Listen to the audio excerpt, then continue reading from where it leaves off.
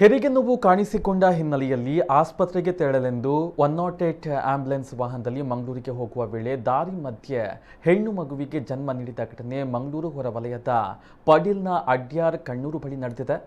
ವೇಣೂರು ನಿವಾಸಿ ರಮೇಶ್ ಅವರ ಪತ್ನಿ ಗೌರಮ್ಮ ಅವರು ಹೆಣ್ಣು ಮಗುವಿಗೆ ಜನ್ಮವನ್ನ ನೀಡಿದ ಮಹಿಳೆಯಾಗಿದ್ದಾರೆ. ಗೌರಮ್ಮನವರನ್ನ ಎರಡನೇ ಡೆಲಿವರಿಗೆಂದು ಬೆಳ್ತಂಗಡಿಯಿಂದ ಓಮ್ನಿ ಕಾರಿನಲ್ಲಿ ಬಂಟ್ವಾಳದ ಪುಂಜಾಲಕಟ್ಟೆಯವರೆಗೆ ಕರೆದುಕೊಂಡು ಬರಲಾಗಿದೆ. ಆ ಬಳಿಕ ಅವರನ್ನ 108 ಆಂಬ್ಯುಲೆನ್ಸ್ನ ಮೂಲಕ ಮಂಗಳೂರು ಲೇಡಿ ಗೋಶನ್ ಆಸ್ಪತ್ರೆಗೆ ದಾಖಲಿಸಲು ಹೋಗ್ತಾ ಇದ್ದಂತೆಯೇ ದಾರಿ ಮಧ್ಯೆ ಕಣ್ಣೂರು ಎಂಬಲ್ಲಿ ನೋವು ಹೆಚ್ಚಾಗಿ ಹೆರಿಗೆಯಾಗಿದೆ. ಆರೋಗ್ಯ ಸಿಬ್ಬಂದಿ ಉಮೇಶ್ ಶೆಟ್ಟಿ, ಚಾಲಕ ಜಗನ್ನಾಥ್ ಶೆಟ್ಟಿಯವರು ಮಹಿಳೆಗೆ ಸುಸೂತ್ರವಾಗಿ ಹೆರಿಗೆಯಾಗುವಲ್ಲಿ ಸಹಕರಿಸಿದ್ರು.